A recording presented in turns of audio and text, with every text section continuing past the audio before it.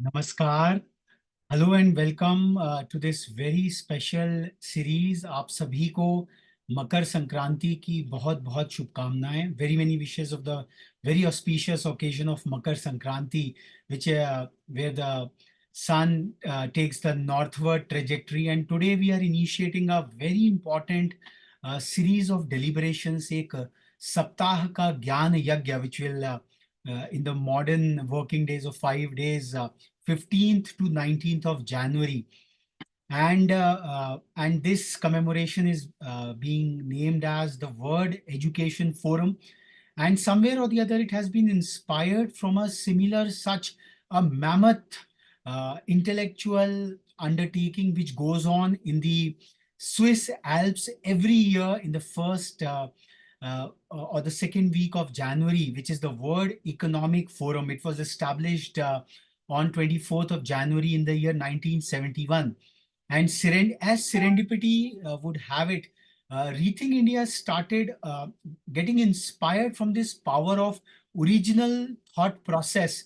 Rethink India started in the year 2021, just after the COVID pandemic years, similar such deliberations to establish the primacy and prominence of the Indic intellectual thought. Today, when there is a lot of talk about Vikasit Bharat, Atmanirbhar Bharat, a lot of aspirations are happening. But then we at Rethink India try to think, and since thinking is one of the suffixes in our very establishment, that how we will become it. Would we be aping the other civilizations of the world, or do we have in ourselves our own dharma, our own chitti, on the power of which we can build up the larger edifice of whatever aspirations we are looking at it. Also, in the Indic pantheon, we have got four Purusharthas: Artha, Dharma, Artha, Kam, and Moksha. And economics, it matches very closely to Artha. So we felt that economics is just 1/4 of the entire quad of it all. And जैसा कि भारत को विश्व गुरु के रूप में एक सनातन काल से हम लोग प्रतिष्ठित देखते हुए आए हैं, India has that positioning across the global intellectuals as well, that India has a voice of our own. So we felt that Bharat का जो शिक्षा का स्वरूप है, शिक्षा संस्कार की जो एक गहरी परंपरा हमारे इस देश में है, जो कि न केवल विद्यालयों में, विश्वविद्यालयों में, जबकि हमारे घर और परिवारों में भी, हमारे समाज में भी शिक्षा संस्कार की एक बहुत ही व्यापक परंपरा व्याप्त है. So we try to set that education, and especially the higher education, as the encumbrance of resilient economic development. Today, as we see that it is an age of VUCA, volatility, uncertainty, complexity, and ambiguity. It is all engulfing us like anything, and within a couple of hours, the word changes. Incidents happens at Delhi airport, gets choked down, and all the flights emanating from the various airports, they are affected out there. So in this ultra connected world, this VUCA factor, which is out there, and so to have a resilient economic development, higher education we are seeing as an encumbrance. So that remains the underlying theme of it all. And today's inaugural, we are so very privileged to have two very eminent savants who would be gracing us, who would be illumining us with the original Indic thought. क्योंकि अर्थ का जो उद्भव है वो कहीं ना कहीं हमारी संस्कृति, हमारी सभ्यता के अधिष्ठान पर ही है. Today we all get inspired. Oh, these thoughts, these original thoughts were said at Davos, and Davos has become the kind of the moral compass or the intellectual compass of the whole world. In our own small, very humble way, we at Rethink India sitting under the, I would say, majestic Himalayan settings. It's the two worldviews which are out there, the worldview of the Alps and the worldview of Himalayas. We are connected to you from a Himalayan hamlet called Machkali. We just try to pose this question, especially to the Kulpatis, Kuladhipatis, our acharyas across, and people who have that very deeper intellectual moorings, that what are some of those actionable original ideas of Bharat, of India, that is Bharat, which can have a global manifestations. We have the feeling of Ano Bhadra Krato Vishwantu Yata. We have been saying it, that let noble thoughts come to us from all directions. But we do have a very I would say very intertwined, very elaborate intellectual traditions, and which somehow or the other have somewhere remained under a kind of a iceberg, which needs to be brought about, their actionability, their impact on our socio-economic political processes all through. So we have been joined in by two very eminent savants for this inaugural day on Monday, 15th of January. Professor Shankar S. Mantha, who spearheaded India's technical education while being at the helm of All India Council of Technical Education, a very original thinker of his own, and as his name, Shankar, so he has tried in his own way to revive the learning traditions, the learning paradigms of Adi Shankaracharya.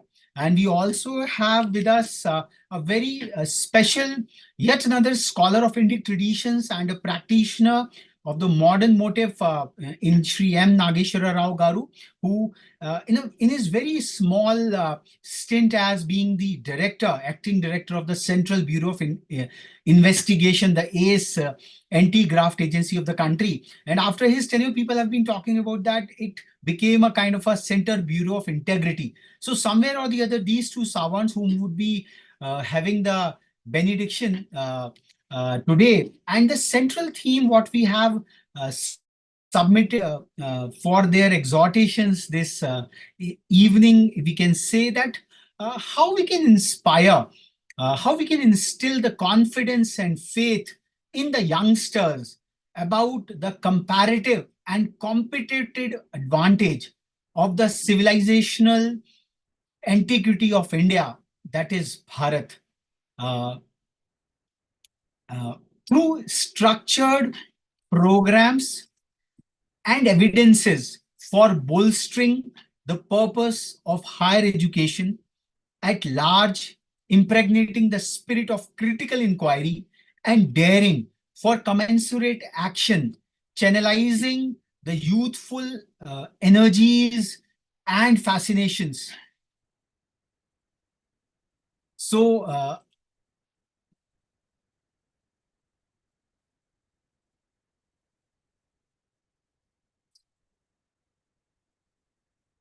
just a moment. I'm just bringing M. Nageshwara Garu. He's asking for the link. Just a moment. I'll just.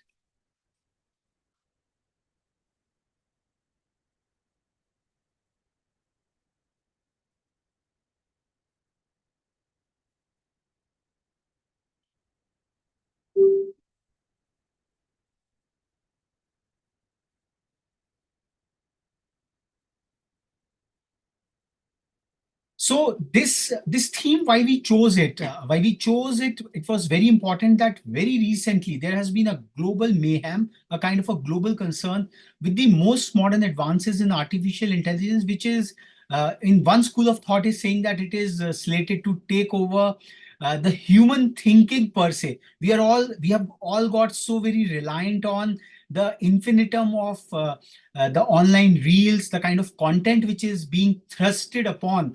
So as the foundational aspect of education, that it prepares us for thinking originally, thinking, going to the root of things, thinking fruitfully. So somewhere or the other, this very function of education, be it Rethink India feel, has been challenged in a big way with this latest advances of technology. So I think that these two savants who would be gracing us today, so we have posed this larger question in front of them, drawing from their immense experience and their vast evaluation of, I would say, the most modern technological advances, along with the Indic traditions, that what can be the way forward to instill the confidence and faith in India, that is Bharat, going forward. So first and foremost, I would like to invite Professor Shankar S. Mantha to initiate and yeah, I also welcome M. Nageshwara Garu, who has joined us. And so over to Professor Mantha to initiate the World Education Forum 2024, a man of exemplary integrity by his own right, and he has been revolutionizing the Indian educational thought long before he came at the helm of AICT. And ever since, the whole advances we are seeing, the technological advances, the genesis of it was in his short tenure of 2 years, 24 months to be exact. And it was in the months of January itself. So that is the kind of coincidence we are all having. So with this, I would request Professor S.S. Mantha to invoke the World Education Forum. Sir. Good evening, Raghavji. And I mean, it's always amazing to listen to your, talk and your passion for education. And over a period of time, I have the number of times that I have interacted with you. It's always a pleasure to do that. So it's the same this evening. First of all, thank you for inviting me. I mean, there are several things that can be talked about. Education is actually multifaceted, and what facet would one want to talk about or think about is contextual, and therefore today's context I would probably set in a slightly different manner. Can I share the screen for some time? Sure, sir. Sure, sir. I will just put it here.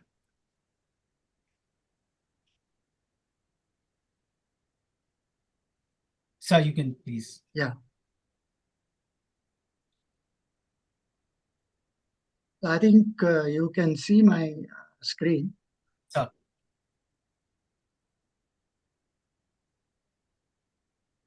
Yeah. So, like I said, the context setting for such a subject is extremely important. I mean, there are a lot of things that people talk about while discussing education. It's always interesting to discuss education because it cuts across uh, you know, uh, all the components of a society as we understand. First of all, it's very diverse. It's very large system that we have. More than 1,000 universities, 45,000 institutions. In the higher education space, we have almost 40 million students enrolled today.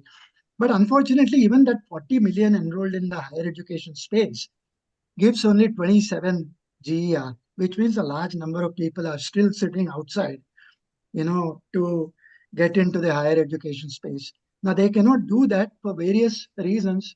More important of them is the financial problem that they all have to face. And perforce, they have to work, and therefore they cannot go to colleges and so on. So that's one uh, one drawback that we have in the system, that we have not been able to reach it to everyone over 75 years of our independent nation. Now, having said that, I'm not going to describe education per se today. I have something else in mind. But in order to do that, there is a small preamble that I'm trying to create. Our universities must actually do the deductive part of learning for us, which meaning they tell us the concepts, they tell us the truths of life, and we need to analyze, we need to deduce, and so on. That's the fundamental job of a university, where a student is given a ability to deduce from things that are informed within the university. Now, obviously, that must be value based. But this value based business, I'll come to a little later. The second part of our education is experiential learning, which happens on the job. And therefore, today people talk about internships, they built in seamlessly into the education system, and so on.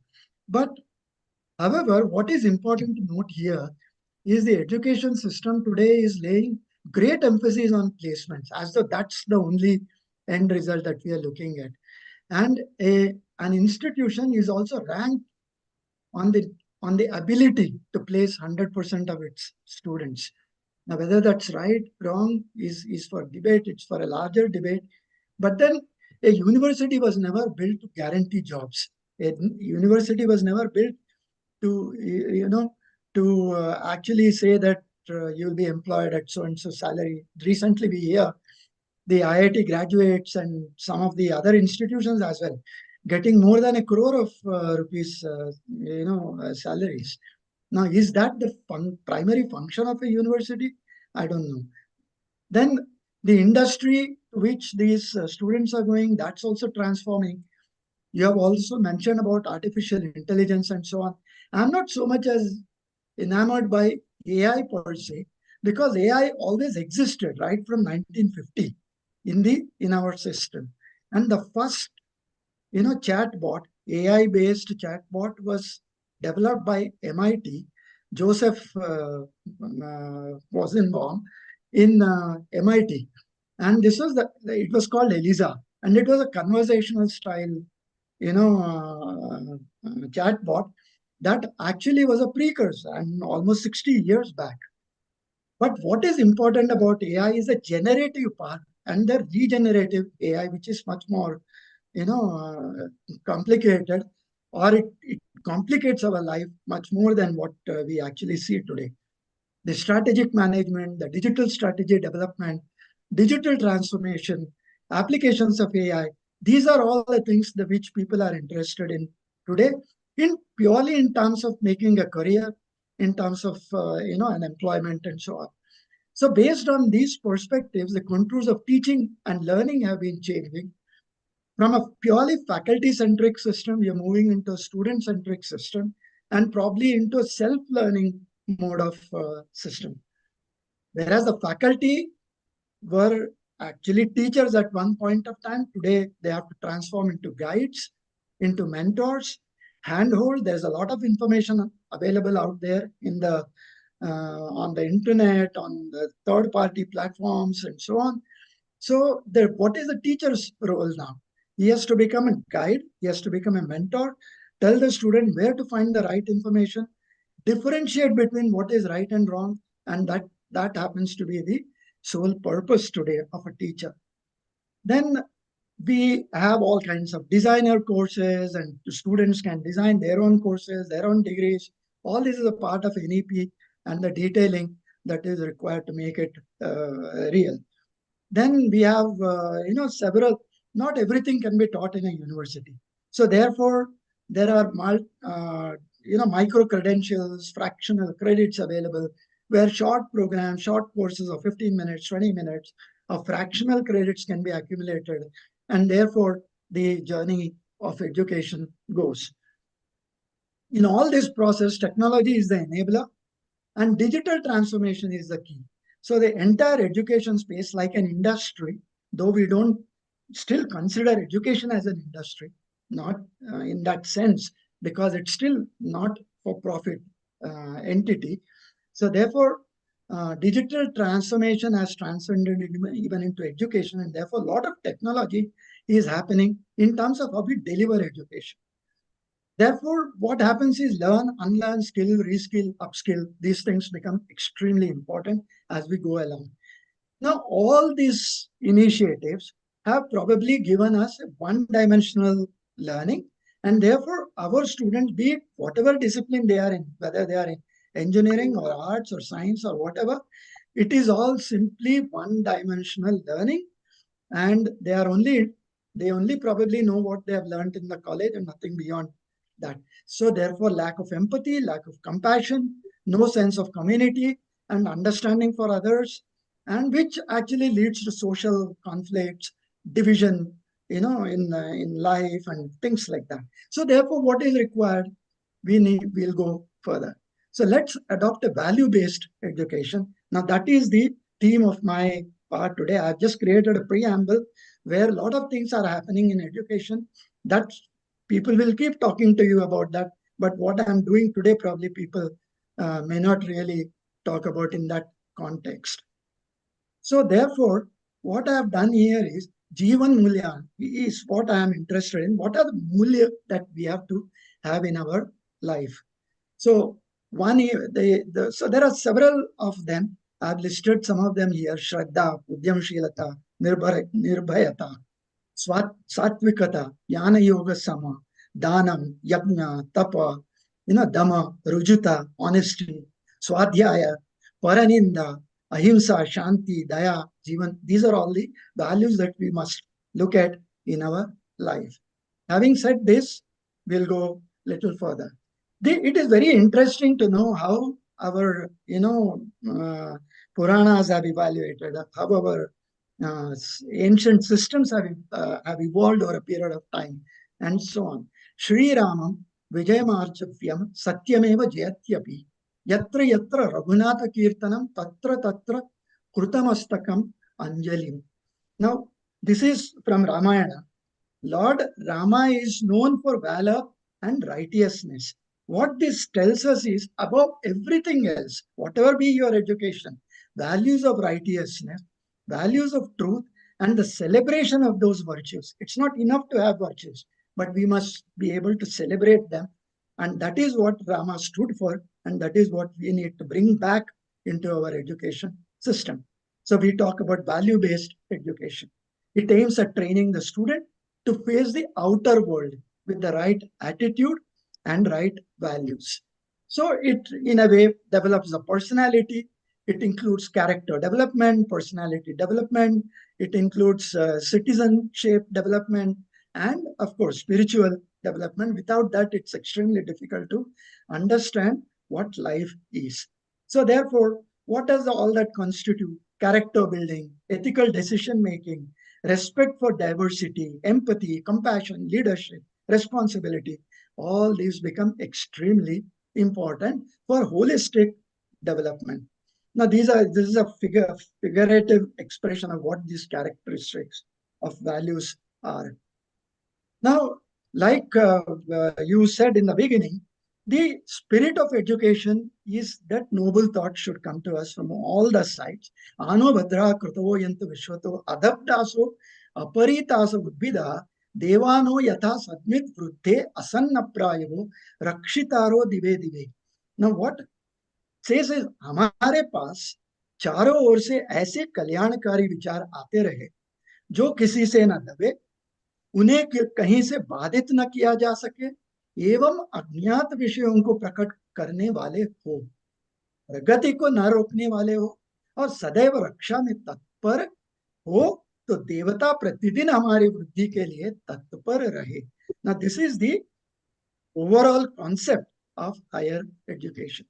Now, when we talk about education, within the universities, we only talk about one-dimensional education. Now, what is that? Dve vidye veditavye iti asma yat brahma vido vadanti para cha apara cha tatra ya devi sa uparishadanti tasyam amrutamahu sa yetasmin anannamatyo havaiti. Dve Vidya. There are two kinds of education that are there in this world, and we must look at both of them. Tatra yadevi sa uparishadante tasyam. The two types of education that we have is Paravidya and Aparavidya. The knowledge of the finite, which we do in the university, which we do in our institutions, it is finite. It has got limits. There are boundary conditions under which it operates. And therefore, Aparavidya is what we study in this world. We don't study about Paravidya in our universities. What is Paravidya? It is the what you learn outside the education, the university system. Now they speak that as the supreme goal. Amrutamau sa etasmin anannamatyoha vaiti. So that is the spirit of education. Now let's look at higher education, how it shapes individuals and so on. So like I said, it is multifaceted. So skill development, critical thinking, analytics, problem solving, research, innovation, personality growth. These are all the general skills that we talk about: lifelong learning, cultural, artistic appreciation, leadership. These all these things happen in some form or the other. In fact, there is a McKinsey report which says that instead of one skill which you get in the university, as in the form of your degree or diploma or whatever, you also need one more skill, two skills you need to survive in the complex world that we have today. The other skill can be anything. It could be your singing abilities, it could be your foreign language ability, or it could be anything. And the report says that you never know when you need a second skill to make a living. So that's the kind of skill context that we are setting. There are some simple values in life. Satyam vada, speak the truth. Dharmam chara, follow the righteousness. Sadhya atma pramadaha, do not neglect self-study. Do not indulge in lazy. Swadhyayatma pramadaha. And acharyaya priyam, respect your teachers. Dhanamarjavam manamevacha, value honesty when you are earning money, and straightforwardness. Prioritize knowledge. Dhanamarjavam manamevacha. So emphasize core values, truth, righteousness. All these are important values in life. So how do we instill confidence and faith? Instilling confidence and faith in youngsters about the comparative and competitive advantages involves a multifaceted approach that combines education, positive messaging that you do, and exposure to various aspects of the country's strengths. So you need to bring all these issues into your education system by cultivating the spirit of critical inquiry and daring for commensurate action. Educators, mentors, communities, they can empower the youth. And then education must also teach religious diversity, art, architecture, classical, folk traditions, cuisines, textiles. This will allow the students to know about their own country, language, literature, yoga, Ayurveda, festivals, celebration. All this must be taught. Now, while India possesses several of these advantages, it also has several, challenges facing, and that must be addressed through, community-based, initiatives and so on. Now, all this helps channelize the enthusiasm and energies into endeavors that make a positive and lasting impact on the world around them.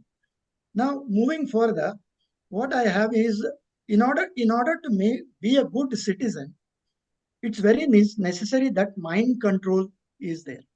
So, uddharedatmana atmanam na atmanam avasadayet atmaiva hayatmanu bandhuratmaiva ripuratmanu.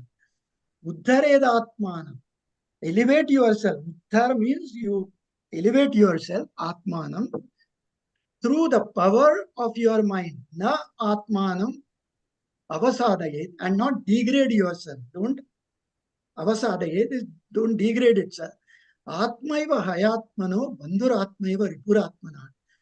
So for the mind it can be bandhu and it can also be ripura, which means enemy. So that is how mind control is required, because we see people, going into depression, committing all kinds of crime and things like that. And it's very necessary that mind control is required. And Bhagavad Gita has this shloka to tell us. Then schools and universities, what should they teach? They should teach India's achievements, include comprehensive, accurate information about historical, cultural, scientific, and so on, our achievements, promote a positive narrative. Don't get into the negative. Every country has a negative side, but don't get into the negative side as though that is the most important one. Encourage a positive and optimistic narrative about India's potential. Showcase examples of, the successful people, innovations, initiatives that we have had, and so on. Now, it is very necessary to push human values into the system. Now, Satyam Eveshwaro Loke, Satyam Ishwaro Loke Satye Dharma Sadashripa. सत्य ही संसार में ईश्वर है. सत्यम ईश्वरो लोके. And धर्म भी सत्य को ही आश्रित है. सत्य धर्म सदाश्रित. सत्यम मूलानि मूलनि सर्वाणि सत्यान नास्ति परम पदम. सत्य ही समस्त भव विभव का मूल है और सत्य से बढ़कर और कुछ नहीं है. So this is something that we get from Mahabharata. In Rigveda, Kotaram Tarbhavo Vahini Tarumekam Drishyati Kuputrasya Kule Jataha Swakulam Nasyet Patram, which means that if you burn a stick, only the stick will burn itself. But if you do spoil a child, it spoils the entire dynasty. So therefore, it's very necessary that values are inculcated in the child. And there is one that was from Rigveda, and Ramayana has some extremely succinct way of telling how women should be respected. This is a very important value system that students must have. Naham janami keyure. Lakshmana says, when he was asked how was Sita, how could I identify? Naham janami keyure. Lakshmana says he cannot identify the ornaments. Keyura he cannot identify. Naham janami kundale. The earrings I cannot identify. Nupuram abhijanami nityam padabhi vandana. I can only identify the ring that is there on the feet, because I was only looking at the pada, which is her feet.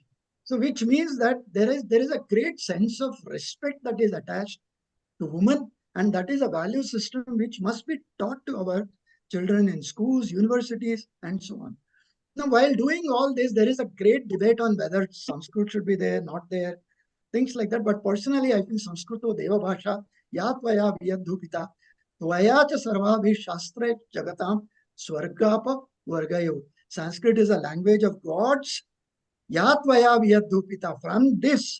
From through you, Saraswati, everything else has come, like sciences were created, and Shastra Jagatam Swargapa Vargayo. Heavens were created, everything was created out of that. So therefore, Sanskrit is important in that sense. Now, we need our children to be exposed to diverse perspectives, encourage entrepreneurship, innovation, emphasize diversity, inclusivity. These are all discussed in various forms in our universities even today. But then the spirit behind them is somewhere lost. So therefore, we need to understand what this diverse perspective is, what is entrepreneurship, what is innovation. There can be disruptive innovation, and there can also be innovative disruption. Now, both must be understood and used effectively within the universities' learning paradigms. So you must invest in education, skill development, promote civic engagement, social responsibility. Students must also have an international exposure to understand the other perspective, and so on. So these are some of the things that the universities probably are doing, but they also must look at the the connect that these things have with the value systems. The mentorship programs, this celebrate cultural identity, these are very, very important. And while doing all this, we can highlight the competitive advantage. We have a demographic dividend. Our children are very young. I mean, 29 is the median age. Information technology, IT and ITES services are extremely well developed in this country. Our pharmaceutical industry is extremely developed today. And you know what we have been capable of doing during the COVID times. Then our skilled workforce is extremely, innovative outside. We have an edge over English over the other countries, and entrepreneurship and startups is something that is being promoted by the government very actively. And we have a diverse economy. We are a cultural soft power. We have renewable energy potential. Out of 365 days, 300 days we have sun. So there is a lot of potential for renewable energy, and that's something that we use. Our strategic geopolitical position is extremely important. Space and science achievements is something that we have been seeing in the recent past. We have already landed on the far side of the moon, and we have also sent a probe on the Mars, and probably Gaganyaan will pitchfork us into something of a different level. Agricultural strength, cultural and heritage tourism is something that is picking up very fast. Now, what are the ornaments that should adorn a student or a person, for example, not just a student, everybody must have this. This is Bhartrahari Subhashitam. Aishwaryasya Vibhushanam. Might is ornamented by benevolence. Aishwaryasya Vibhushanam Sujanata. Sujanata is benevolence. Shauryastak Vaksamyamam. Heroism, Shaurya, Vaksamyam, which means that restraint in speech will adorn my Shaurya. ज्ञानस्योपशम श्रुतस्य विनयो वित्तस्य पात्रे व्ययः अक्रोधस्तपसः क्षमा प्रभवितुर्धर्मस्य निर्व्याजता सर्वेषामपि सर्वकारणमिदं शीलं परं भूषणम्.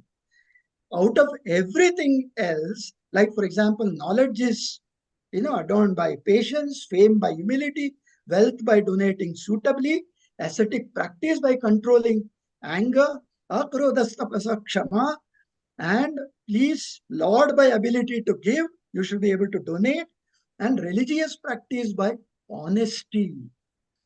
But only good conduct, Sheelam Param Bhushanam, only good conduct is the best ornament any person can have. These are the qualities by which a student must be defined. Now, Yogastha Kuru Karmani Sangha Tyaktva Dhananjaya Siddha Siddhayo Samo Bhutva Samatvam Yoga. Perform your duties. When we do all these things, there is a problem of success and failure. Students always feel that I should only keep succeeding. That's not life. Success and failure are the same things of a coin, two sides of the same coin. Therefore, Yogastha Kul Karmani Sangatyaktva Dhananjaya.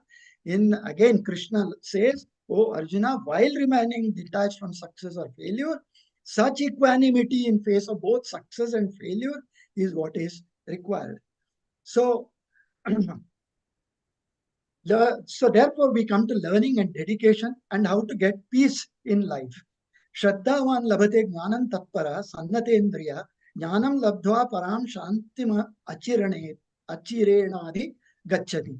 With faith and dedication, Shraddhavan labhate jnanam tattara, one gains knowledge. And with a subdued mind, jnanam labdhva param shantim achirenadi gachati. Having acquired knowledge, one attains supreme peace finally, before long.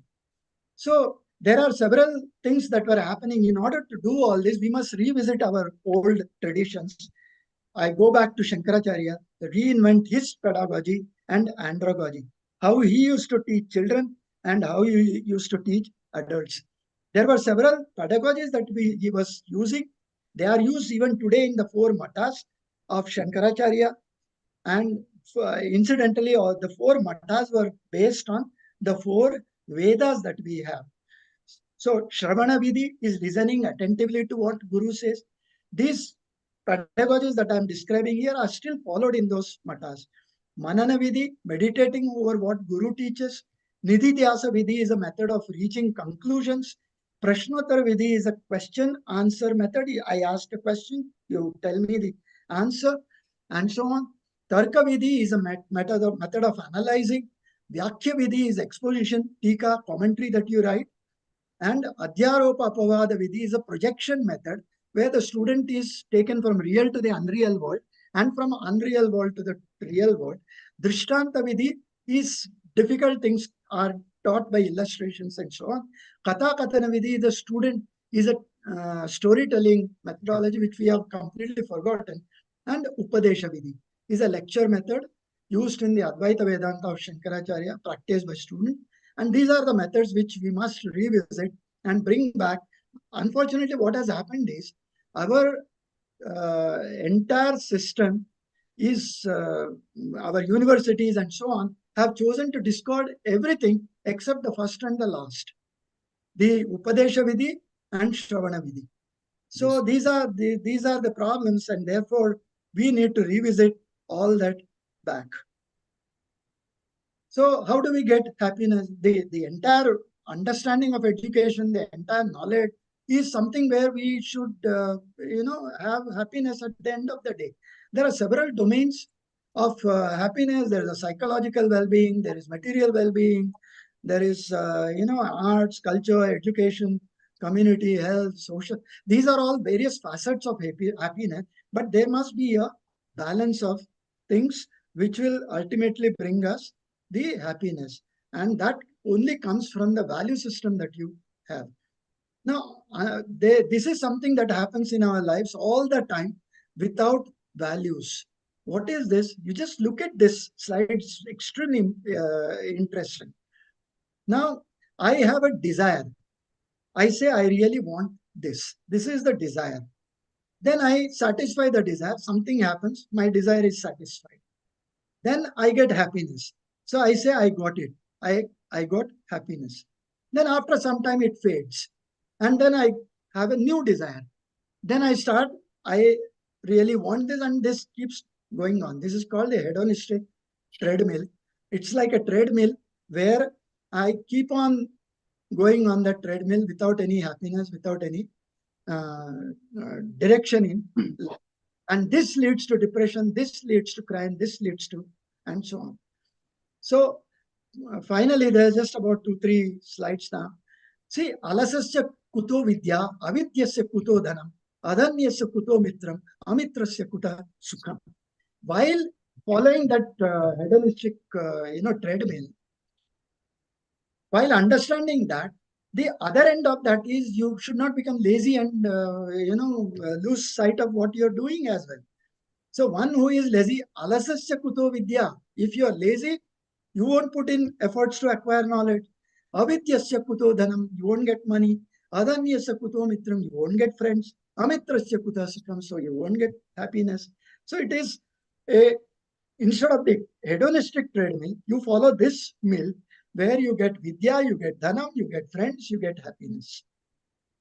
So coming back to that paravidya that I talked about, satyan na pramadat pramaditavyam, dharmam na pramaditavyam, kusalan na pramaditavyam. Pramaditavyam meaning the wander not, don't go away from that. Pramaditavyam, bhutyai na pramaditavyam, satyan na pramaditavyam, meaning do not go away from truth. Dharman na pramaditavyam, wander not from righteousness. Kusalan, which means personal and social welfare. Bhutyai, which means from prosperity. Swadhyaya and pravachana abhyam na pramaditavyam. Do not go from learning and teaching. And deva pitra karyam na pramaditavyam. And do not go from your duties to the God, abhayam, and to the ancestors, pramaditavyam. So it's like that. Deva pitra karyabhyam na pramaditavyam. Now, these are all, good values and things which we will keep talking about. This is a part of Taittiriya Upanishad, and it tells you a lot. And what the guru must actually teach a student is what is mentioned there. Finally, I am nija paroveti ganana laguchetasa. Udaracharitanam tu Vasudhaiva Kutumbakam. This is the ultimate of education. This is mine. I am Nijaha. Paroveti Ganana Laguchetasam. That is someone else's. Now, this is Udara Charitanam to Vasudhaiva Kutumbakam. Is the thought of the Ganana Laguchetasam, is the thought of the narrow minded. And for those with a noble spirit, Udara Charitanam to Vasudhaiva Kutumbakam. For them, for those with Udara Charita, the whole world is the family. Now, that is what I have for you today. And this is where you can reach me. And finally, I just want to highlight the fact that, yes, we are teaching a lot of things in education. Our universities probably are doing the best that they can with the infrastructure that they have, with the facilities that they have, and so on. But somewhere there is a little bit of concern that they are tending to make us one-dimensional. And what I am talking about is making a student a complete individual, and that is possible only with values. Now, that is what I have tried to highlight. Thank you so much for giving me the opportunity. Thank you. Thanks a lot, Professor Mantha. I think a national education program, a national higher education program has perhaps been unleashed by you in this very short duration of 20 odd minutes. But the biggest challenge, as you have put forth, and this adhishthan, which I think the whole world can take inspiration from, and this is truly a global phenomenon. What you have talked about, it doesn't apply to the territorial jurisdiction of India alone. This has a global manifestation, because in India there has been a lot of thought about inward edu internationalization, but our outward edu internationalization, that this is what we have to teach to the whole world. This is our educational model. So I would now like to bring in M.N. Nageshwara Rao Gauru, that what, in his profound opinion, he has a lot to say as an observer of the India's public affairs and a practitioner at the high helms, and as someone who adorned that seat where the gap from what should be done and what is not done, the gap is the corruption, the deviation, all there. So what in his perspectives, what are the implementable challenges, how to impregnate these deep values? यह अधिष्ठान तो है, पर आज जिस प्रकार से the kind of civilizational warfares which we are witnessing, and this last slide what you talked about, and that was also the aphorism of the G2023 conclave, Vasudhaiva Kutumbakam. But is that spirit globally acceptable, and how India can balance out between the values, these ennobling values and virtues, and how it can secure herself, and most importantly, the balanced perspective in our campuses. So over to M.N. Nageshwara Garu to take the conversation further and forward. Sir. Thank you, Raghavji, and thank you for inviting me to be on this occasion. First, let me convey my greetings to all of you on the occasion of Lodi, Sankranti, Pongal, Bihu, and all those festivals. And it is these festivals that anchor us to our civilization and let us know what was the past and what we have to aspire to become. Now, after having listened to Professor Manthaji, and he being the subject expert, I am my talk on that would be something like, there is an English saying that carrying coal to the Newcastle. Newcastle is a place in England which has coal mines. So if someone is carrying coal to Newcastle, it is like me talking about education before Professor Mantha. So he should pardon me in case I exceed my observations. But nonetheless, I speak not as an educationist or an academician, but as a person who is a consumer of education, let's say, if you use the marketing or technology. So as a person, who, as an outside observer, it's like a commentary about a game or something like that. So my view of education, I broadly categorize into two, three, but then they overlap. One is, what is the purpose of education? And what should be the nature of education? Particularly in a secular polity like India, or secular which is governed by secular constitution. And secondly, whether it meets the requirements of all sections of society, especially the Hindus who belong to this place, who practice the culture, civilization, language of this land which has originated here. So the first is, my view is that the purpose of education should be that it should tell us who we are and what is and where we ought to go, both individually as well as collectively, that is as a nation or as a community or as a part of a religious people and all that. Now, whether our education system has this purpose, I don't think so. The second one is the nature of education. In the nature of education, which is again an overlap on the purpose of education, are we imparting the education that is required for us? Or are we simply teaching something to the students because something has to be taught, therefore we are teaching? And thirdly, does the Constitution give equal educational rights, which are fundamental in nature, to all sections of society? So first I would I would take you to the words of Macaulay and our education policy that I would begin. Macaulay's education policy had a minute of 1835, has 9 pages. Out of those 9 pages, if you see 6 to 7 pages, mostly they go into about the Committee of Education, about the Act of Parliament, whether English should be taught or not to be taught, and whether what is his role in the framing of that and all that.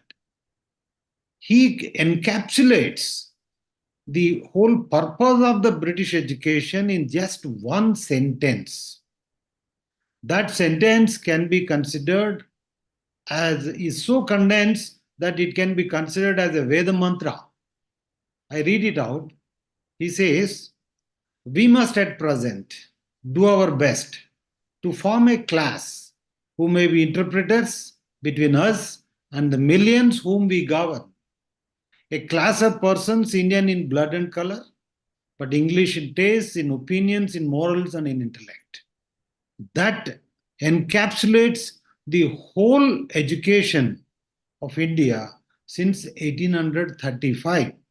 Even after independence, we have not been able to change that. All that we have done is only add on to that to perpetuate Macaulay deeply, more deeply into the Indian psyche, Indian society, and Indian mindset. Now, contrast that with the education policies that have been framed post-independence, let's say Kothari Commission, which came, I think, sometime in 1960s. I think Professor Mantha would be able to correct me, or 50s, something like that, which has been for some kind of improvisation. I don't say improvisation, some kind of an addition has been made during Rajiv Gandhi's time in 1980s.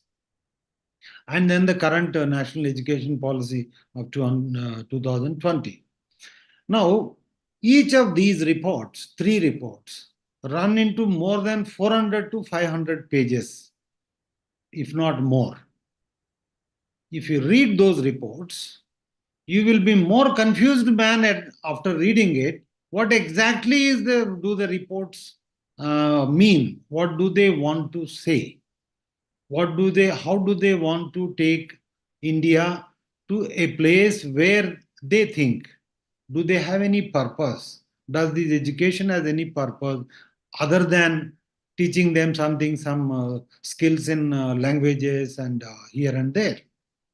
At least I have not been able to find any purpose in any of these reports, except that they perpetuate with more vigor and rigor the Macaulay's minute, which was encapsulated in that one sentence, which he beautifully writes.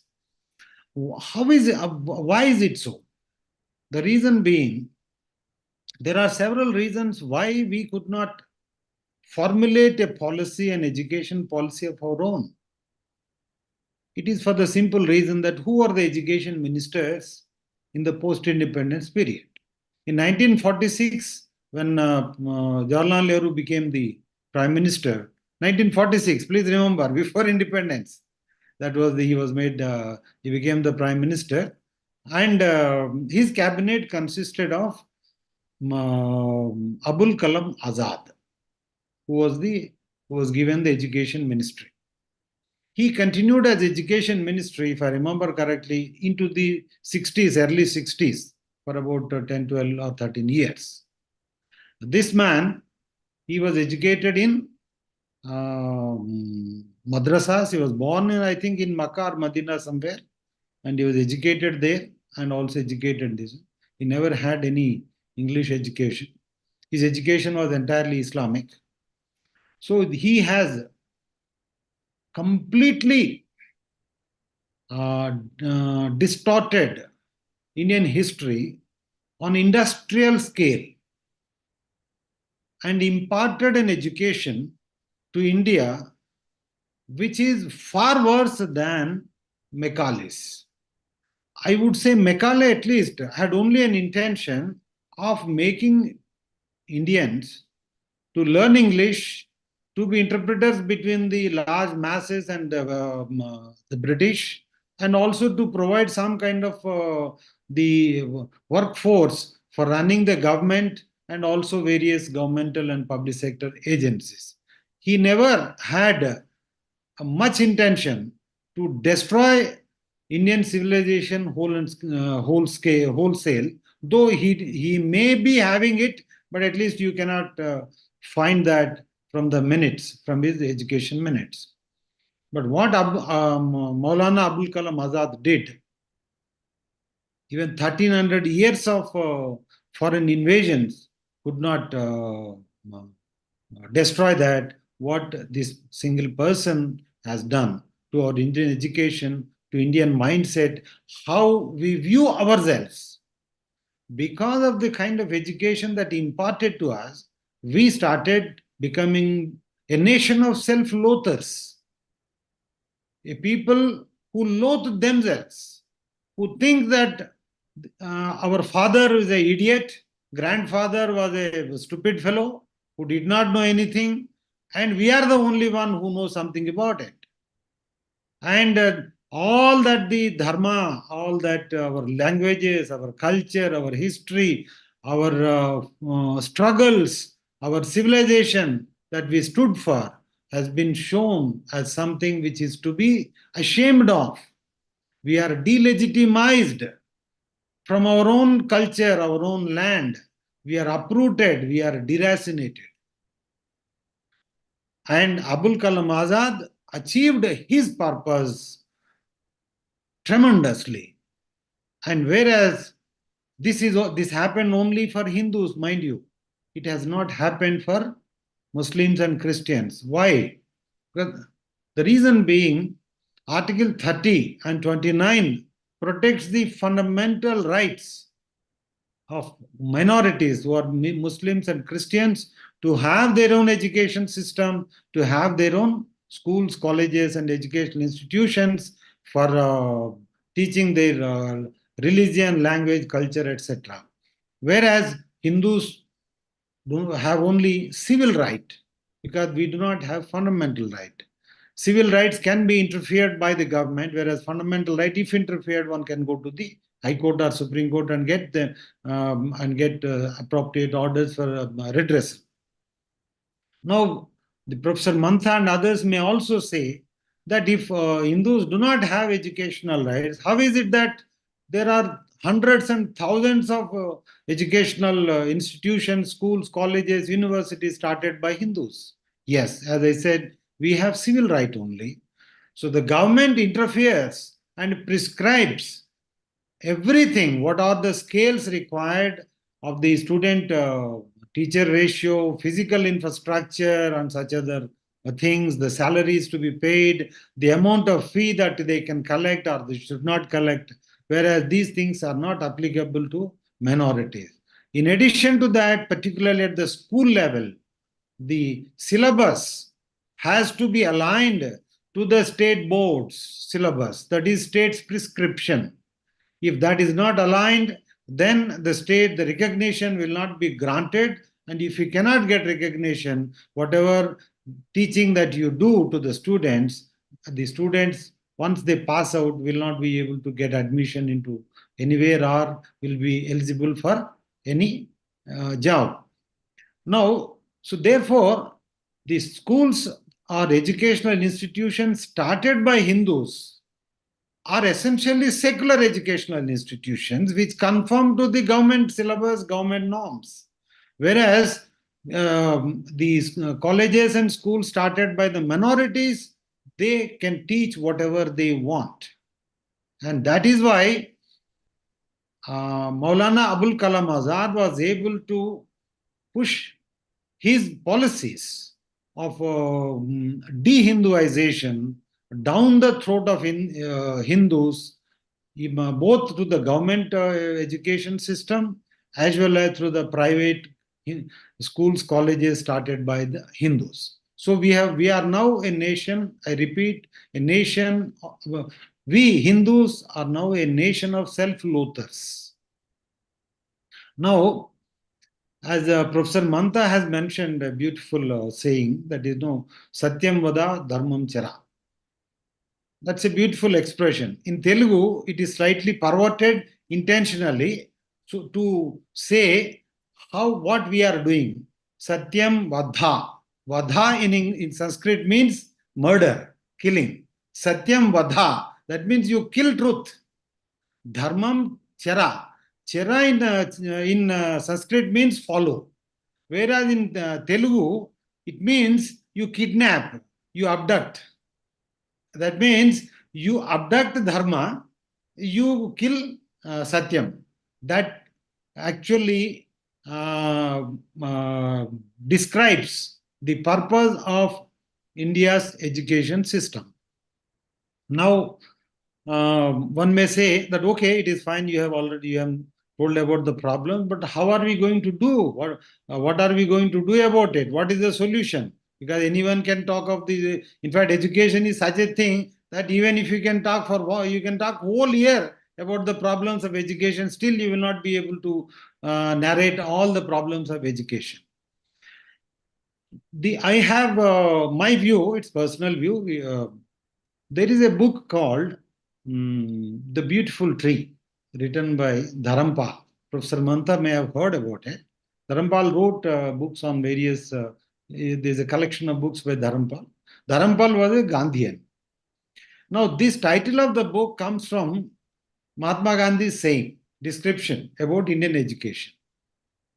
Gandhi went to London to attend the Roundtable Conference. And after the conference, in one of the meetings or discussions on education, either formal or informal, I don't know, he has beautifully said, described what is the tragedy of education, which I will. He said Mahatma Gandhi had nailed the British for wrecking our education system by saying, quote, they, that is British, scratched the soil and began to look at the root and left the root like that, exposed, and the beautiful tree perished. In other words, what the British did was they simply ripped our education system apart and allowed Indian traditional, civilizational Hindu education, which has kept us in good stead for thousands of years and made us the world leaders in economics, in science, in technology, in literature, in even you name it, and we had it. And that tree, beautiful tree of education, was allowed to perish by the British. It is from this word, the beautiful tree perished, Dharampal took the used that as the title of his book. His book says that during in fact, he did a lot of research. He spent 3 to 4 years in London going to all archives where he found the reports sent by the district officers, British district officers, in the early 19th century and late 17th century, where they said that India's literacy, especially among Hindus, was more than 80% average. But that, and the education comprised essentially of 3 to 4 things, not much. One is language skills. That means Vyakaran. You would know everyone is taught a Vyakaran. What is the basic? And then phonetics, that is Ucharan. ये शब्दों का उच्चारण कैसा होना है. Third is basic mathematics, that is numericals. What to do, the tables, then by hearting the tables, doing mathematics and all that. This is given to all people of all castes without any discrimination, and it was done mostly in the village temples, which had schools also, which doubled up as a school. So not much infrastructure. If there is a tree, under the tree, in fact, myself, I come from a very remote part of Telangana. Even now also it is remote part in the forested area. Our entire school had only 2 classrooms. So the topmost classes will be held in the rooms. Otherwise, we were being taught under the trees, because it's a campus which had huge trees. We were taught by our teachers with a blackboard fixed to either the tree trunk or with a tripod. Now these these temples doubled up as education. After whatever is the basic learning, maybe because at that time I don't think there was any class system, then people would migrate into their respective vocations. A carpenter will go into the carpentry and he will learn carpentry and skills with his father. A farmer's son will go to his father, and then he will do farming and learn farming and become a kisan. A Sunari will become whatever, a Kumar will become a potter, and a Brahmin, of course, their education is slightly different. They would go in their line. Or a Vaishya will go into his father and learn the Vanijya or business. So, and a Kshatriya, of course, will go to whatever he has to do. So, like this, they would go after acquiring the basic language skills, basic mathematics, and basic other things. They would go to their respective professions and learn the life skills or the skills that give our vocational skills.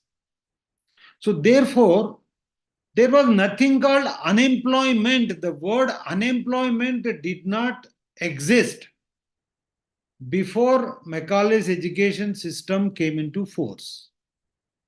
Because Macaulay's education was designed to make us clerks or make us workforce for the British or for the government. And those who could not get, what will they do? There is no skill sets. Now, recently, around I think last year or 2 years ago, I saw a video, WhatsApp video, where the mother asked her son, who is an electrical engineer, to repair the ceiling fan which was out of order. Then the son says, "No, I don't know." Then she asks, "But you are an electrical engineer." He says, "No, that is not taught to us." Then there was some kind of a duel happened between mother and son. And mother goes inside, brings out the certificate, son's certificate, and tears it into pieces. He said, your certificate is not worth, because you cannot, being an electrical engineer, you cannot even repair this fan. Now that shows how unrealistic or how far away our education system from the real needs, day-to-day needs of the people. So this is one thing that we can see from what we have to do. I'm not saying we will go back into what has happened in the past. No, because the second law of thermodynamics clearly say that the time is irreversible. It moves only in one direction. However we may think, we cannot live in past. However we may desire, we can never live in past. We can never go back. So therefore, we have to move forward only. But let us learn some good things and lessons from there. What we need to focus is, first we should ask, is it necessary that a child who joins class 1 should invariably end up as a graduate? Is it necessary? Should we need everyone to be a graduate or everyone to be a postgraduate? Why should we need now? The current education system is cylindrical instead of being pyramidal. You hardly need 1% or less than 1% of people who should be postgraduates or doing PhD or doing higher learning, who should be extremely bright, who should be doing cutting edge research or other things. Not more than 1%. Vast majority of the people, not 90% of the people, their education must stop at the vocational level. You may give any degree, irrespective, doesn't matter. You can give that vocational skill as a bachelor's degree. I have no issue. But the point is that there is no need for 90% of the people to reach the level of graduation. I give an example. The minimum qualification required to become a clerk in government is graduation. And a minimum qualification required to become an IAS officer is also a graduation. Why? What nonsense is this? You are simply putting making them to pass through one exam. One graduate is unable to pass through, therefore he ends up as a clerk. Another graduate passes through that sleeve, then he becomes an IAS officer. Now this graduate who is a clerk, he always think that no, this IAS officer kya hai isme? He is also graduate, I am also graduate. So likewise, earlier days constables, the minimum education required was 7th class. Now today it is 12th class. Do we really need that much education for a constable, for a peon, for a clerk? Why do we need that? So and this is unnecessarily putting strain on us and depriving us of our focus. So we need to limit. We need to make education into a pyramid. If someone wants to become a graduate, he must earn to become a graduate. He must have that spark in him in any subject that he should become graduate. Similarly, to do PhD, it should be extremely difficult. Not every Tom, Dick, and Harry are going nowadays. No, for 5,000 or earlier 5,000, now 50,000 rupees you spend, you can get one doctorate, PhD in any useless subject. Is it needed? In fact, the person who has done real research, he will feel so bad that no, after having spent 5, 6, 7 years of research and producing one of the best PhDs, he is also doctorate, and a fellow who spent 50,000 rupees, he is also doctorate. So we need to discriminate. It is very important. Discrimination is very important because discrimination is directly linked to your vivekta. Education must have vivekta. Not everyone need to reach that level. Then, second, the another point is, if you see whole history of our civilization, there were two things which were never to be charged, which were always free. One is Vidya, another is Vaidya. A Ved was not supposed to take a single pie, including for the medicine that he dispenses. If the patient wants to contribute something, there is a dabba rakhta hai, usme jo he may put something like a hundi. Otherwise, no, he was not supposed to be charged because it is not a commercial activity that the Ved is doing. So also the teacher, we give Guru Dakshina after the education is complete, and many a time the Guru Dakshina is another problem to be solved by the Sishya, not in terms of money or in terms of this. And these two were being taken care of by the state, by the Rajas.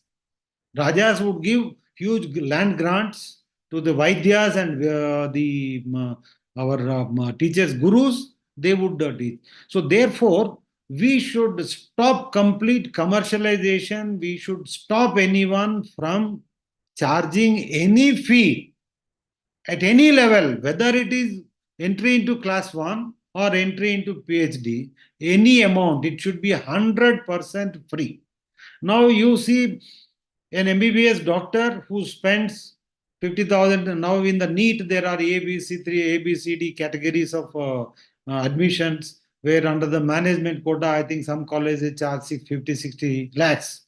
And if it is post graduation, it goes into 1 to 2 crores. And officially, it is done earlier. And there may be some amount which is being given unofficially. Now, a person having spent 50, 60 lakhs as a fee, apart from the expenses. Now, can you expect him to treat patients for gratis? He would only exploit as much as he can commercially from the patient. That is why the cost of living, cost of health has become so expensive. And for that, what we are doing, we are bringing in medical insurance. That means you are monthly, every month or every year, you have to keep on paying medical insurance, and it becomes a vicious cycle. We are simply aping American system, which is very bad. So once you make education and health completely free, half the India's problems will be automatically get solved. Then finally, the purpose of education is that languages are vehicles of our thoughts, our ideas, our heritage, our culture, our everything of the past into the present and to the future. They are like Jivanadis. Now, we have made almost that English medium is almost mandatory. Even parents are also not willing to send children to the Indian languages medium schools. Many government schools have been converted into English medium schools. Now, the point is, English as an international language, one must definitely learn.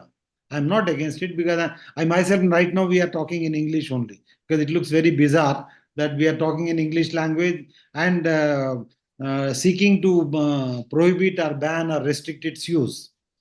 The purpose is, learning English is entirely different from learning in English. The problem is, we are a nation, we are thoroughly confused. To learn English language, you don't have to learn in English. You can learn in your mother tongue, which roots you, keeps you rooted to our culture, our religion, our heritage, and then learn English. Also Sanskrit. In fact, the three language formula must have mother tongue medium, then Sanskrit, which is our civilizational language, and English, which is the international language. This must be there. Once you have it, then the irreligion that is happening, adharma, irreligion or vidharma that is happening through the education system can be contained to a large extent, because the current education policies are essentially making us irreligious, adharmic, vidharmis, to hate our own religion. And as is said, a people who do not know their past can have no future. And now we are a nation, or we are making a nation of uprooted, deracinated people who do not know their past. And however beautifully you may speak English, however, even if you use Queen's accent in English, like Shashi Tharoor, we can never become English. Shashi Tharoor speaks a very impeccable English in Queen's accent. Can he ever be considered as an Englishman? Or will British accept him an Englishman? Never. So, ये धोबी का कुत्ता ना घाट का ना घर का ना घाट का type we are becoming. So by learning through English medium education, we are making Indians our children like that. So what is required is, apart from this, our languages are highly developed. Every language is highly. In fact, Maithili is far older than even Hindi. Example, which is not being used now. So every language has such rich literature which is rooted in Sanskrit that every state must teach. The education must be in the medium of that state up to even post graduation. Then what we should have is, we have 22 official national languages recognized by the constitution. European Union has 23 languages. Now you go to European Union office or anywhere, you submit an application in any language of any European language, you will get reply in that language. You may give in French, you may give it to an Englishman, but your reply will be in French to you. So instantaneous machine translation. Once you do that, that requires standardization, that requires development of the language. And any book that is produced or that is published anywhere in the world in any subject must be translated within a month in all Indian languages. Similarly, any book that is published in any Indian languages must be translated into every other Indian languages and be available within a month to the students or to the people, to the readers, so that you will not be out of place. And I have calculated informally that this will produce 1 crore jobs. 1 crore jobs, just a translation itself. And in government also, central government, today if I write in Telugu to central government in Delhi, I must get my reply in Telugu. Now, income tax return.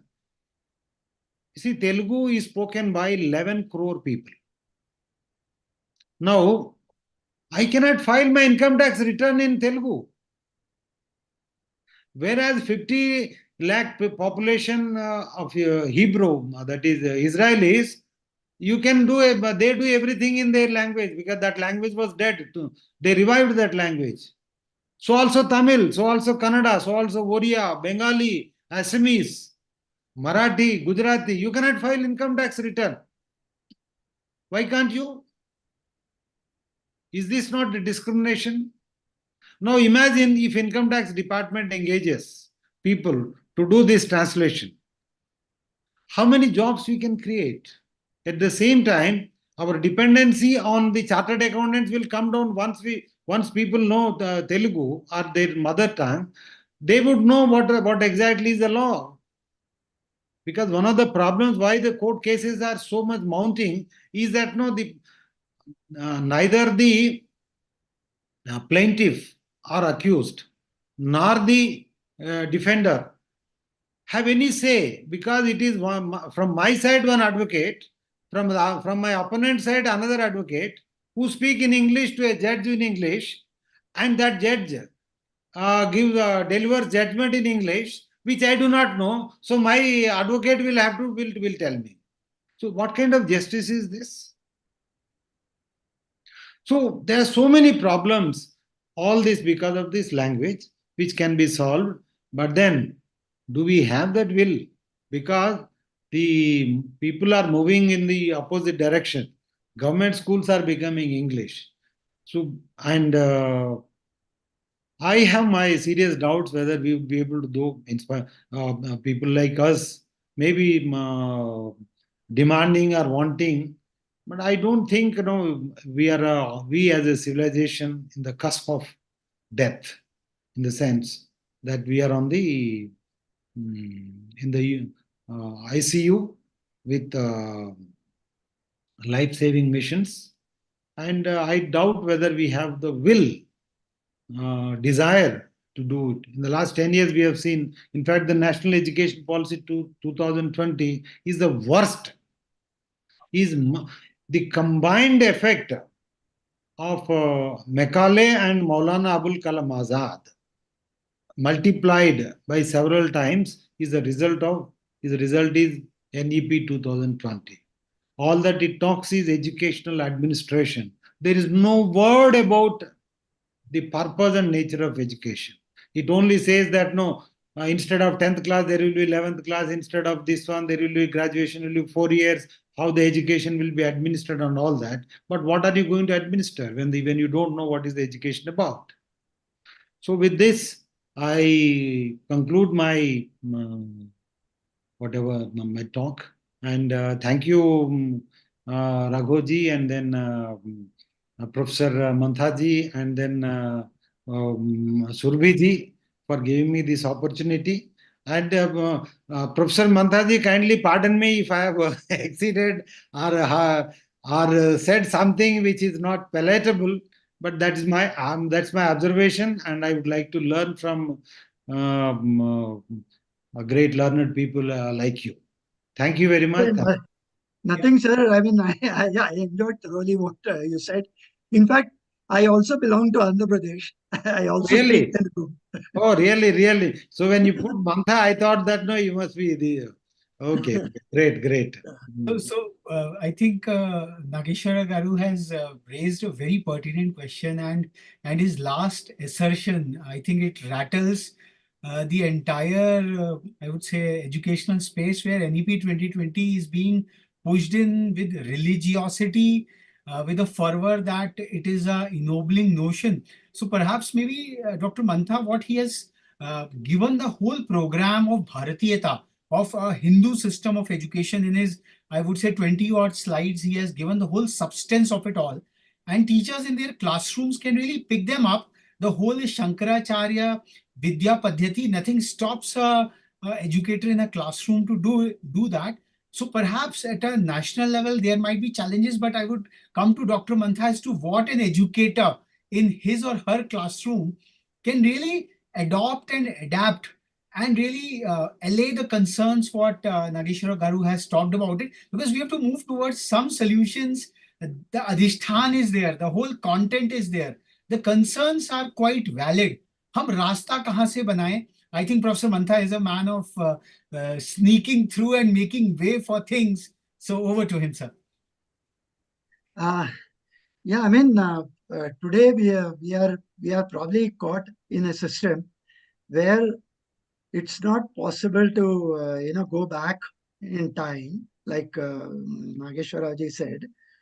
But having said that, we probably need to adapt the current systems, the best practices that we know of, and the current best practices that the world uses.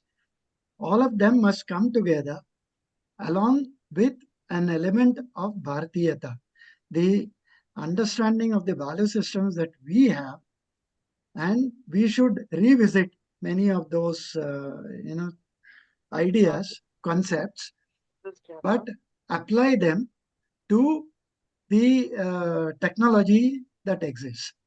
So, for example, regenerative AI, you know, is extremely useful in translating. For example, today ChatGPT is available in 18 different languages.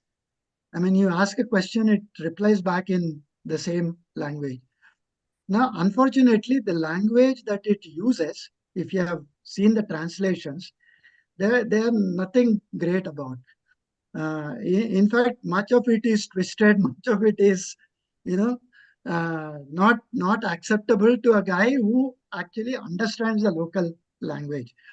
So therefore, there is a but what we need to appreciate is that there is a tool which can be used, which can be molded to the current requirements and so on. So that's just one aspect that I have said. There is a difference between what is happening, what was happening earlier, and what is happening now. The everybody's ultimate is to know the truth. The ultimate of education is to know the truth. There can be multiple pathways to know the truth. The Western world has always believed on the materialistic path. So they looked at science, they looked at evidence, and everything was evidence based. So, which means that if I don't see, I don't believe. But the Indian system, the ancient systems that we have had, even the current systems which are rooted in our ancient culture, it believed in the root was spiritual in nature. So therefore, the ideas, the concepts, the entire thinking is very different for us. But as I said, the ultimate goal is the same, to realize the Brahman, whether it's the Atma, the soul, or the body, whether they are same, they are different. These are the kind of questions which they also answer, which we also answer. Consciousness, awareness, your self awareness, these are the eternal questions that we have. Now, quantum computing, which will become a reality in another 2 years, probably time, we will have the quantum computing on our tables, which will spew a lot of possibilities for development, for new innovations, new inventions, and knowing in general what we are and what the planet is, or what the universe is, what the cosmos is, things like that, questions like that.